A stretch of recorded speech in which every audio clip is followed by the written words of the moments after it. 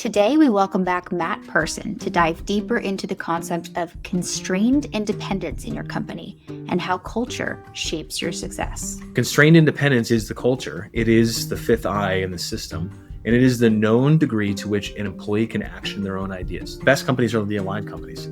The worst companies are the ones where there's misalignment. And oftentimes, misalignment can slowly creep up on people and take 2 or 3 years to really hit. And then all of a sudden, by then, it's probably too late.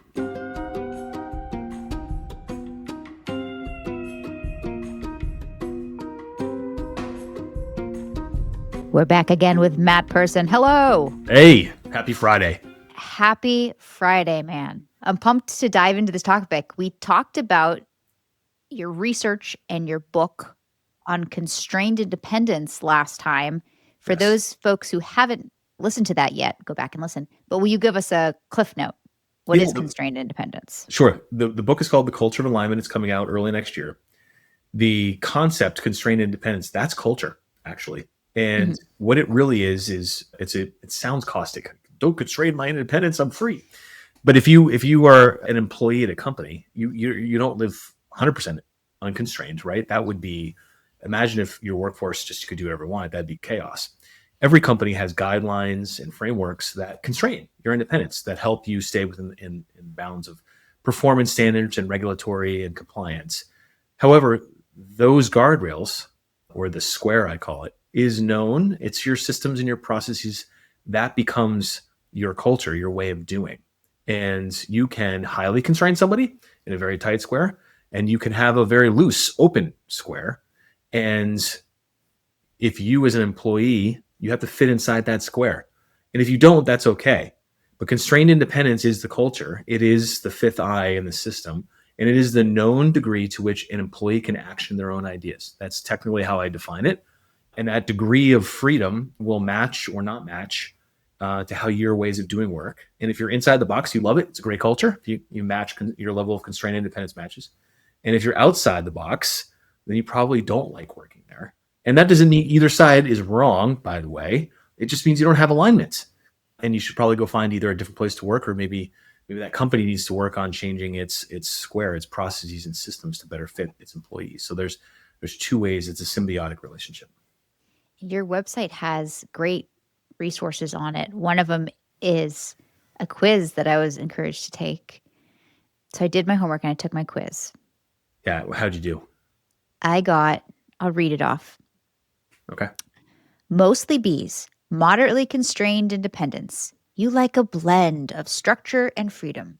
You're collaborative, adaptive, and work well when there's room for input within a shared framework. That's right.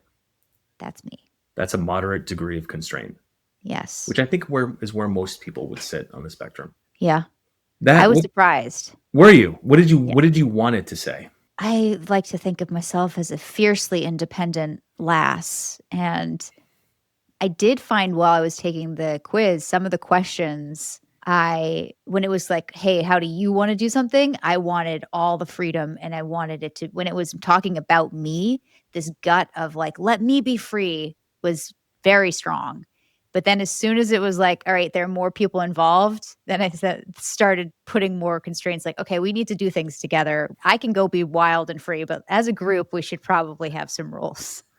The great thing about that quiz, and there's an alternative one for executives who want to test how they think a company should run. So there's 2 free ones. There's only 10 questions, so it's supposed to be quick and easy.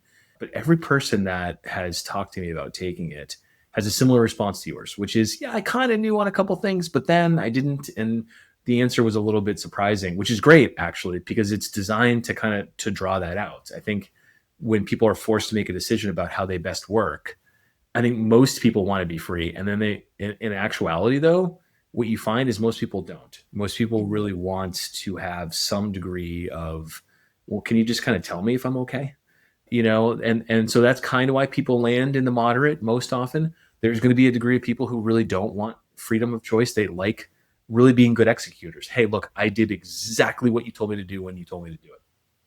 And that's okay. And there's also businesses that need a high level of constraint where there's less autonomy, less ability for an employee to action their own ideas. And those are often places that need it. I mean, one of my sisters is a doctor. I'm pretty sure if you had a lightly constrained environment in a hospital, people would die. And so, that needs a higher degree of constraint, right? And same with manufacturing and other places. But when you have the luxury of choice, or a business that maybe doesn't necessarily need the compliance and regulatory oversight, where they can pick the degree of constraint that they put on their employees, I think people do need to have an honest. I say it even on the page. Be honest about Mhm. your answer, because you just cheat yourself, and then you end up in a bad spot where you might have taken a job that maybe you shouldn't Oh, yeah. My mouse was moving, and I said, "Ah." He said, "Be honest." So, have. that's how I really feel about this one. So, we did the assessment. How can I use a result from that to think about where should I work? Yeah, it's a great question. And by the way, for those who want to really dig in further and actually go through all four sides of the square management system in the box, it is a box for a reason. And there's 10 elements on each side, and you can go through each one and pick a high level or a low degree of constraint and really dig into the elements themselves. But if you want the quick and dirty, you could do the free quiz. The way you use this as an individual is really healthy, because what you can do is actually score your company, and then you score yourself. Like, what do you really want to be, and then what's your company? And then it's going to tell you, okay, that's where the mismatch is. And there's two ways to think about that mismatch. One is, like, maybe it's on instruction, and your company's not doing a good job of training you, and you really want career development, and you haven't gotten it. Can you go to your boss and say, listen, for me, I really want to get better X, Y, and Z. Is there a budget? How can I improve? Right? Other places, maybe it's communication. I don't feel like I'm getting all the info I need to be successful in my job. Can we change the way we disseminate information from the top to the bottom of the company? Can I receive X, Y, and Z? Or can we start an email chain, or a weekly meeting cadence? There's going to be some initiative on the individual to affect the learnings that come from taking the quiz, but it's designed to help you then enact that in your own environment, to make your own, and that'll help you set up for success. Some other things to think through is maybe you take a score of your company, and you realize, I don't know if some of these things are going to change.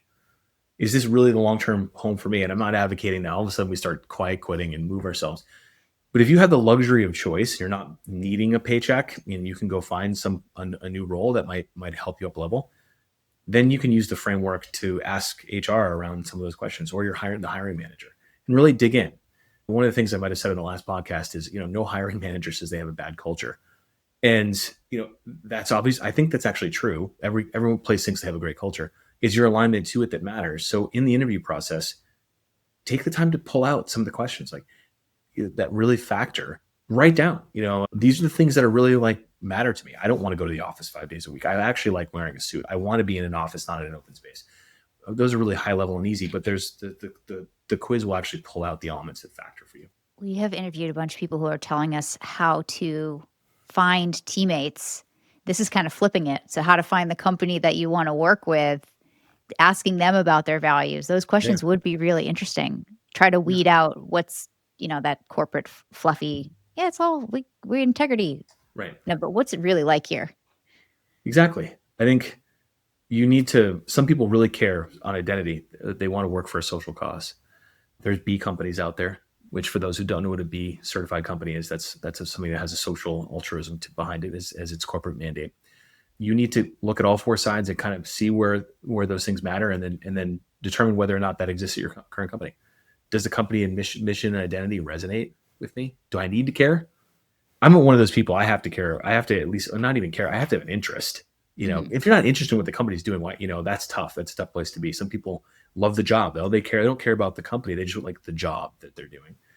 Instruction, the process and procedures, are they clear? Are they supportive of your work style? You should probably know that. I hate open office environments. It's not where I succeed.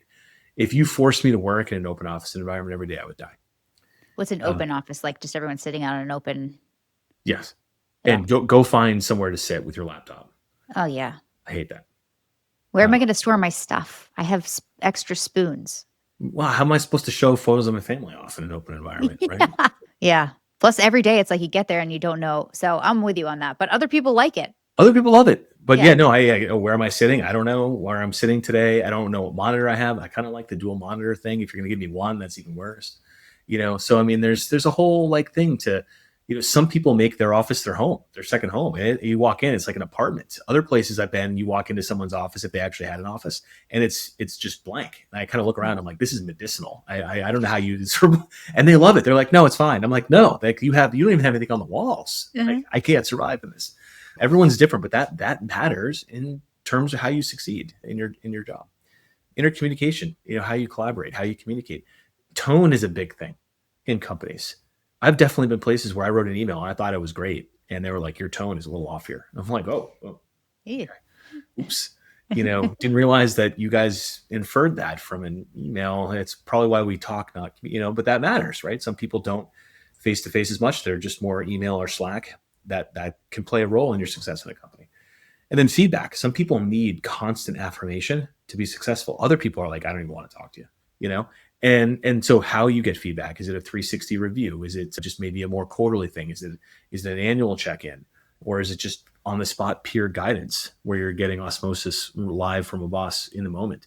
All those things factor into how you succeed and how you manage your career. For an individual, you can fail unwittingly by putting yourself in an environment where you're not really at your best. What are some examples of when the square framework doesn't line up? How does that impact day-to-day performance of the company or the person? Well, misalignment is a huge thing. And I don't think companies and executives really appreciate this. The benefit that I've had in my disparate career is that I've flipped underperforming companies as an operator. I've been part of really high performing ones as well. I've also been on the buy side, looking at acquisitions and creating growth. And then on the sell side, where you look at how investors and where they put value. And a lot of that helps you kind of see through the matrix where misalignment and alignment occurs. The best companies are the aligned companies. The worst companies are the ones where there's misalignment. And oftentimes those companies don't know how misaligned they are. There's a couple things that happened. One is they get culture drift. And so the box has changed, or the square has changed. The employees signed up for X, they're in the box, right? And again, it's not binary because it can't be, but the box has a high degree of fit for the staff that's there. And then along the way, a change is made. Maybe that's a new CEO who comes in, or a new COO and says, hey, we got to start making some changes. And all of a sudden you get drift on one of the elements or two of the elements. And then all of a sudden you start feeling like, whoa, the ways of doing it this company are now no longer what I thought they were. And people start to get disgruntled. And one of the areas you see this oftentimes is with strategy, where you see a company that goes, quote unquote, off strategy.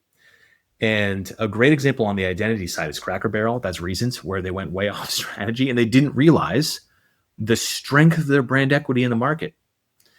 And they went way off base and they upset everybody. And then, whoa, there's this huge drift from what we thought this company was to now what you're telling me it is. And they upset a lot of people. That's a really high level example, but product to mission drift is probably the biggest one in identity, where a company makes X, they've told everyone that they do X, this is their purpose and their reason for being. And all of a sudden they go buy a company that's over here, or they launch a product that's over there, and you start alienating people. Like, wait a second, that's not who we are. And it impacts the staff, because then they start doubting the aptitude of the executives. It starts causing problems with clients because they're saying, well, wait a second, are you going over here now? Do you really care about me? I'm over here in this box. And so that's a huge problem. The other people just don't have a complete square. And you have to have a complete square for this to work. When you don't have a complete square, who fills the gap? The employees. When the employees then set the standard, and that's not good, because then you've now let other people control the outcome of your company. And that happens a lot. And where it shows up is in mini squares or fiefdoms, where you have variance in the square by division or department. I once was with a company where there was a very mini fiefdoms. The finance department had to report 5 days a week. No other department had to report into the office. And so they would come in 1 or 2 times. And that little simple nuanced difference threw chaos to the, and it was finance team, people were quitting left and right and central. How can you have a different policy for this function? And the problem, the president was like, no, that's the decision of the CFO. That's how he chooses to run his department. That is a major culture shift intercompany that really probably isn't good, right? And so when you have that level of deviation, these mini squares, You get changes in performance standards, you get changes in expectations. Brutal. Mm. Just not lining up. No. And then others is just if you don't adhere to what you said you'd do, right? And this happens to salespeople. Chelsea's the highest performer, but man, she's a real jerk. She upsets everybody. She's way outside the norms. HR violations left and right and central. That's what I'm known for. Exactly. And yet she can't get fired, right? Because she's a high performer and no one wants to let her go. And she's way outside the box. And so what happens there? You get distrust because then people sit there and they're like, oh, Chelsea's not going to get fired. I don't think anyone's going to. It doesn't really matter what I do because no one's going to listen anyways, right? And you have all kinds of problems with adherence to standards and protocols because you yourself as a company haven't adhered to your own. So having the Constitution to stick to the parameters that you've set forth is a key part of this as well. As someone who's fired the Chelsea, who was the bad actor, the team does way better and says thank you after.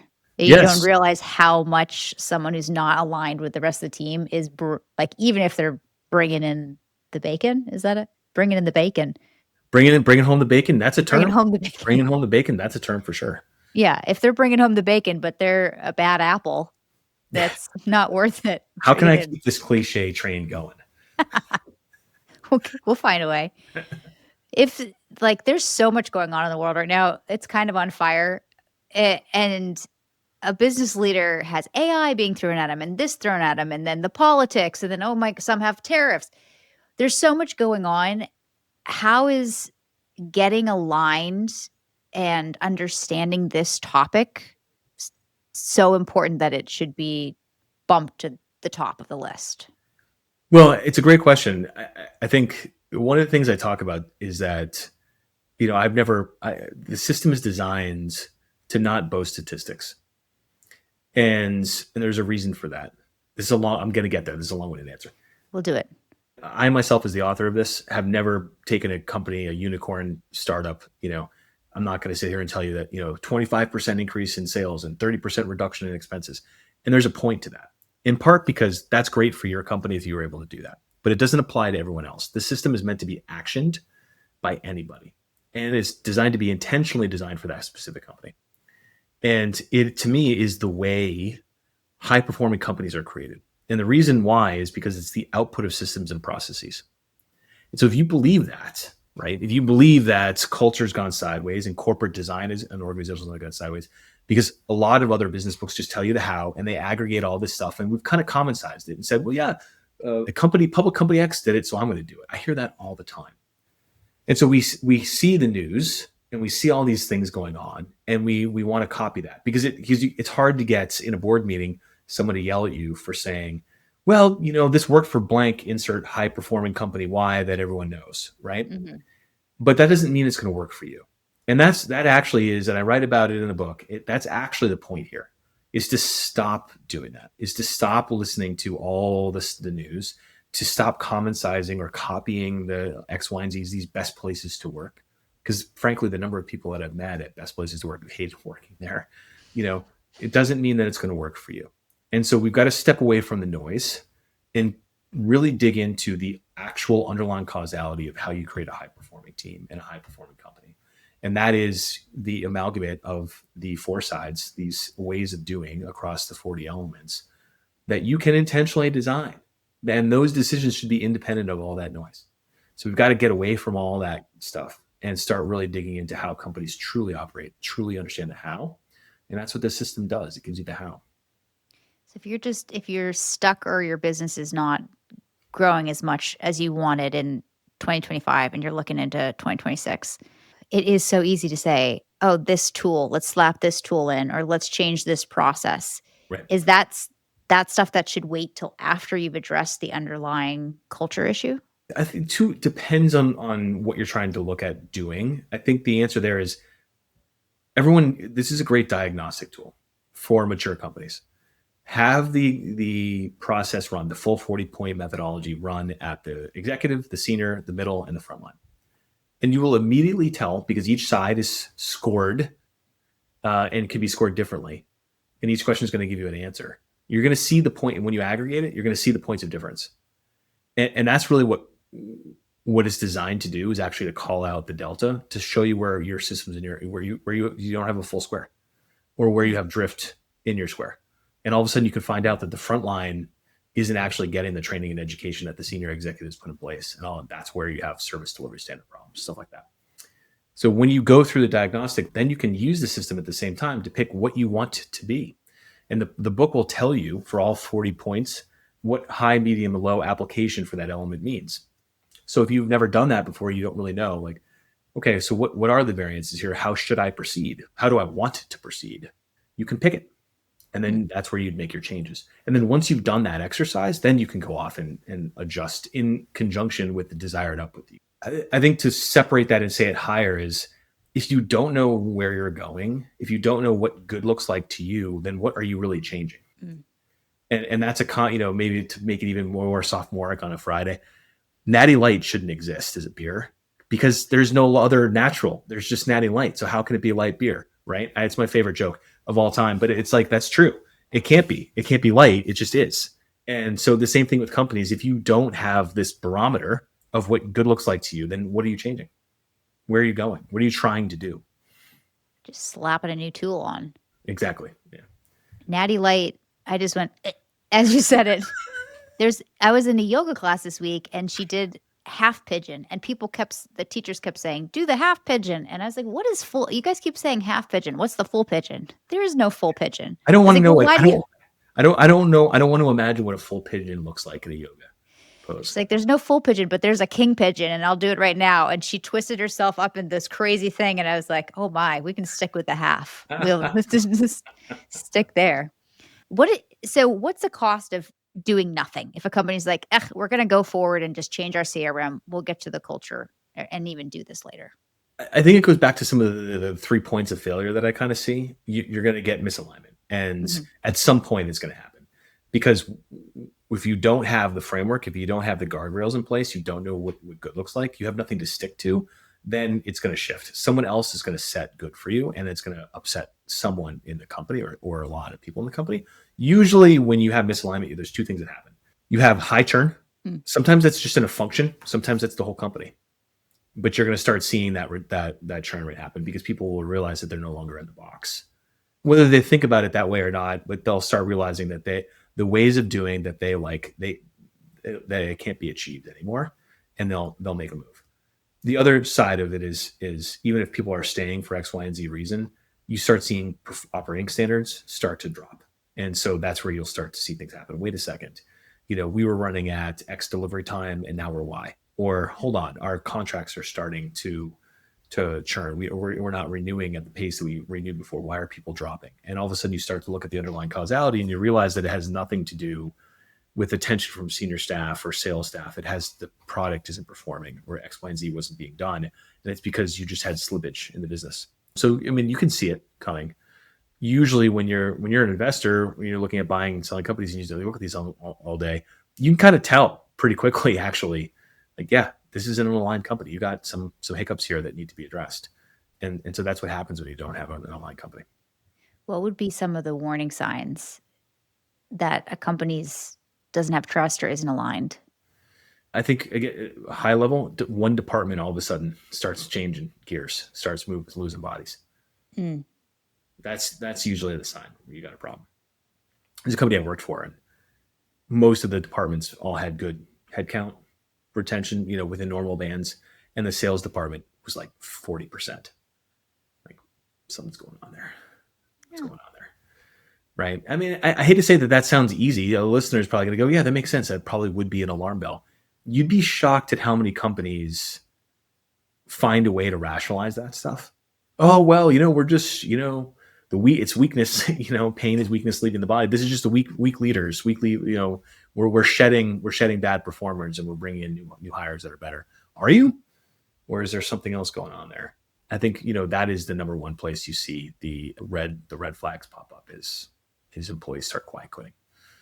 I just made it a rationalization when you said that. I was like, well, sales is a high turnover anyways. I'm from sales. Like, salespeople move to where they want quickly, but yeah. Maybe sometimes. Well, if it's a high performing company, right? You wouldn't, because you'd be hitting your budgets, getting your bonuses and your commissions. You're going on, your sales, everyone's going on their sales trips and picking up trophies and, stuff like that. And people stay. I think that's the red flag is when employees start moving on really quick. What are some other things that happen when that you don't take action? Well, I mean, you get. I think one of it is just brand, like your company itself, right? You start to stall in the market. So if you're not taking action, if you're not paying attention, in part because if you think about it, some of your identity stuff, right, is competitive positioning. That's product. One of the elements in identity is product to mission association. And if you're not paying attention, if you're not looking at the feedback loops, you're not looking at the market, you're not seeing how you're performing against your competitors, what's going on, you're gonna get passed in the market, right? I think one thing that people don't do well is competitive assessment through the feedback loops, the last and the fourth, probably the most critical I, which is information feedback. Companies are really good at assessing their employees. They're not good at assessing themselves. And that's an issue.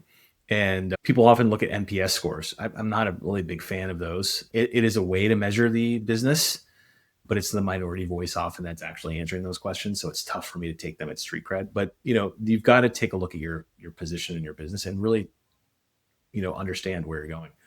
Most companies that are misaligned aren't paying attention. If they were, they wouldn't be misaligned in the first place. And so what happens is usually you end up getting people who are just kind of walking the paces and everything looks great until there's a major, major red flag in a you have a bomb drop or something like that. And all of a sudden it's like, whoa, we weren't paying attention. Misalignment can slowly creep up on people and take 2 or 3 years to really hit. And then all of a sudden by then it's probably too late. Yeah. And I could say that having seen it, having been in companies that have gone sideways. The first year I was there, I was like, this company looks like it's doing just fine. By the time the rifts started happening, everyone was like, how did that happen? And if you really look back, it wasn't a major incident that caused it. It was just a slow drop in decline. Huh. That's sad a little bit, It is. Yeah. but I guess it has to happen.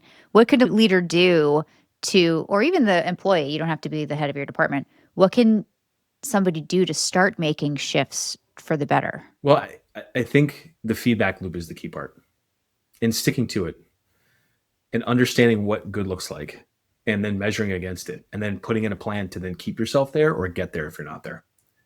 Because if you don't know what good looks like, then again, if you don't know where you're going, like Natty Light, you don't really have a reason to change or to do anything. You just start happy with the status quo. And I think we all know that the only consistency is change. So if you're not measuring your own performance, and that's why the information feedback is the fourth box there, the fourth side of the element, because that is how you're going to know whether all the other elements are on par. And if you don't really maintain any level of insight into your performance, then how do you know if you really are getting to where you're supposed to be? And so people need to enact that really quickly. Do you have any positive stories of a company that put this into place? Even if it was just like a little change that you saw and had results? I have maybe not little change. This is a new concept that broke out of what I did historically in my life. So the answer I can give you to how this worked when I was unknowingly maybe deploying this, when going back to my sports days years ago, a lot of the companies that I worked for in the sports days were underperforming. Mm-hmm. And we were able to affect change through some of these concepts. And I unwittingly was doing it at the time, and then have put more rigor behind the system now. But one of the clubs that I was with was known as the worst performer in the league. And everyone looked at me and said, why would you go there? That is the worst. I'm like, no, I want to go there. I want to see if I can figure this out, like help turn this around. And we started with identity. We actually rebranded the entire company, new logos, new entire operating system around the merchandising actions. As that identity system changed, our marketing changed along with it. What changed with the marketing systems? Our instructions around how to operate the company and what we were selling. So there was a tie-in between the new logo and our sales and our go-to-market and our promotions and our marketing around all of those things, so that it changed. That's the next I was the instruction. How do we then go affect sales? We stopped a philosophy of on instruction, we would sell everything and anything to anyone. So all the salespeople would sell anything to sell anything. And we changed that and we put in, you're now selling this and you're selling this and you're selling this. So we focused everybody, and then we put in operating metrics around it, and we put in communication channels around sales to measure how people were doing, which they had never really done before. And then we changed, how we recorded what success meant from performance perspective and the targets that we were going to get to. And it took 3 years. And with that franchise was named best AAA club. Years, that's it. that But it took? this is a club that's no longer in existence. This is Colorado Springs Sky Sox. This is the Rockies AAA club, which was one of my favorite stops in my minor league tenure. But it was at one point, the worst performing club in AAA, and little, podunk Rocky Mountain town, turned into one of the stellar award winners for best AAA franchise. But you could see the elements that we put in place. Again, it wasn't a defined system as I've enacted here with the square management system, but all those elements were put in place as a way to affect the transformation of that business, and it worked. It worked really well. Was it fun too? What's a ton? It was hard at times. There were people who were naysayers. Mm. I don't think this is going to work. And I was like, no, we're going to win best franchise. And one of the employees came back to me after he won. He's like, I didn't believe it, but you kind of showed me the way. You said it was going to happen. It did. And, I think you have change management that's part of this. With, the old slogan, this isn't the way things are done here. Uh-huh. It's like, well, it's not going to be the way it's going to happen moving forward. And that was probably the most fun looking back on it, because we were able to take something that had been, the sleepy horse and turn it into something really compelling. And, there's nothing like a sold out ballpark and a fun environment. We were able to get that done in a great community. And so it does work, but it has to be a full system. And it has to be adhered to, and it has to be, consistently deployed over a few years, and it does affect change. To go from a company that doesn't really have sales targets, which blows my mind when folks don't have actual targets, to say we're going to be the top performing team. You have no goals now, but now we're going to have a goal that's so audacious. That's great. Yeah, it took a little bit subtle changes Yeah. in how things got done. Just changing the go-to-market, changing the brand was a big part of that one. You don't have to do a brand overhaul in all cases. In this case, we needed to affect a different view of the perception of the brand in the community. It needed that. It was viewed negatively, and then the rehash kind of gave it new life and new vigor. And when you're walking around and you see someone wearing a hat you designed, that's pretty cool. So. Very cool. For founders or leaders who are listening, what's the risk of starting a project and then just kind of half doing it or stopping it or saying, I know we said we were going to do these changes, but not today? What's the risk there? Yeah. Having been in an environment where you have a little bit of what I would call chaos management, where you kind of shift all the time, it creates instability and doubt or frustration, because you're like, wait a second, we said we were going to do this. Now we're not going to do this, and we're going to do this, and we're not going to do that. Well, what are we doing? And then you don't have faith that the next thing that you're doing is going to stick, because it changes all the time. And so you really don't know you don't know what the guardrails are. You have effectively eroded the box, the square, as a result. You don't have a square. And so the only consistency there is no square, because you started and then you stopped. And so what happens is those people lose faith and they move on, or they just don't do things because they're afraid that it's going to change, and they don't want to waste time doing something that isn't going to be worth their while. Usually what happens is people tend to concentrate on things that they can control, and that doesn't necessarily mean that you're a high performing business, because you're probably having employees not do everything because they're afraid of what they should or shouldn't do, because they're not sure what's going on. So, stability matters, consistency matters. I think leadership is the wherewithal to see things through and to stick to what you said you were going to do. If you're sitting there all the time saying, in company meetings, I know we talked about this before, but new research has decided that we're going to do this now, and you do that all the time, then maybe you should change the way your inner communication is off, and you should probably wait until you tell people you're doing things until you're really ready to commit to it. And again, that constitution matters. Stick to what you said you're going to do. Communicate it, but make sure you're committing the right stuff. Is there anything mindset-wise that a leader should be aware of that's getting in the way of them shifting today? Oh, a belief that this is the right way to run a company. I think a lot of people who get into executive roles, most of what I've seen is they don't understand the how. And I'm not trying to disparage anyone else. I've been in an executive role and realized really quickly, the change that occurs when you are the person, because people stop talking when you enter the room, and you're like, oh, it's Matt's here. And it's different. And it is something you have to learn to do. And some people love it and they want to be in that role. And other people get there and they're a little bit, this is a little bit different than I thought. And I think a lot of leaders that I've come across have come into that role on the back of being in one role. Most commonly as CEO, maybe they're CMO. And so they haven't gotten the full picture of the whole company. And that's part of why I put this together, because if you are a C-suite executive and you really haven't been in operations and in legal and in you kind of need to see how all this stuff puts together, because a company is a holistic part. One of the benefits of being an M&A too is that in order to do integration work for an acquired entity, you have to talk to every single function, and you learn really quickly how all the component parts come together, how reliant they are on each other. A lot of executives never have the benefit of that. They've just been stuck in one function, and that costs a lot of companies. And so I think what happens then is people, they apply what they know. And there are definitely cases of companies that over rotate on the one speciality of said executive. So if the executive coming up is an operations guy, they're going to hone in on all the operations stuff and rely on sales to just go do their thing. And maybe they didn't understand all the sales and marketing stuff as well. And so they kind of missed the mark. Other times you get marketing guys coming up and they're the CEO, and all they do is say, spend, let's go digital. And they rotate on let's plug the machine.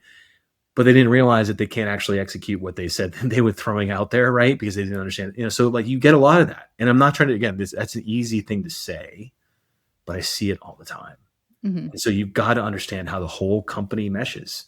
And this system is designed to flush out most of all those core elements that make a company run. It's not going to tell you how to add, subscription revenue to your widget manufacturing company, but it is designed to help you understand how a company gets aligned, how all those pieces fit. So you've got to believe that that's the right way to operate a company to make this work. Okay. Well, we've talked through constrained dependence and the square and the cost of inaction, how to start taking action. Between now and the next time that they listen to you or they read the book, what should somebody do? What's one thing a leader can do today? Action something. It's not, I actually hesitate to call it a book. I call it a pocket guide on purpose. Pocket guide. Yep. I don't want you to get weighed down in all this narrative. There is the book, which is coming out in early 2026, fingers crossed. It's in editing right now. But the key there is like, I don't want to waste time with all this. That's all the other books are fluff. And you sit there and you're like, man, what did I read? Most of this book is actually instructional and designed to be actionable. Rip apart the page, start ripping stuff out. If you go online right now, you can take the townsquare-advisors.com. You can do the full 40-point elements. I guarantee you when you walk through that, you're going to take something away from it. And if the price of admission is one idea that you can action, that's all that I ever intended it to be. And so go action something. Go affect some level of change that gets you more aligned, that will help your company run better, that'll connect you and your employees together. It's not hard to go start to do. Some of these, in isolation, some of these concepts, some of the elements are actually relatively simple and may even come across as juvenile. It's like, really, that's a key element. But in aggregate, when you put all those 40 things together, you're going to get a pretty good and clear depiction of what your company is and how it works. And sometimes those simple things factor materially in how someone perceives and enjoys their time at a company. Love it. I've got work to do. I am just a 3-person company, but we've got work to do. We've got some shifts to make. Well, I mean, you took the 10-part quiz already, the free one, and it started sweating. So, I mean, I fear what would happen if you took the 40-point element. Oh no, don't worry about it. I'm cold today, so I could heat up. I'm in here ready to take it. It's been fun to work on. It made me think about how what environment I work best in.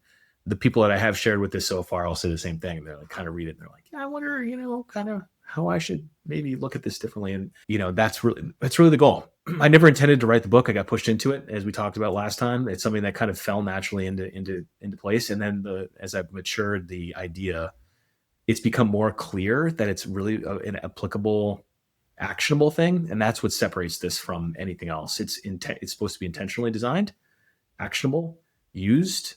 It's not theoretical. It's a system that you can deploy, and hopefully it adds value to somebody. And if it does, then I've won. It's already added value to me. I look forward to taking the longer quiz and adding even more, making some shifts. I appreciate you coming on and sharing this with us. Yeah, thanks for having me once again. I really enjoyed the conversation.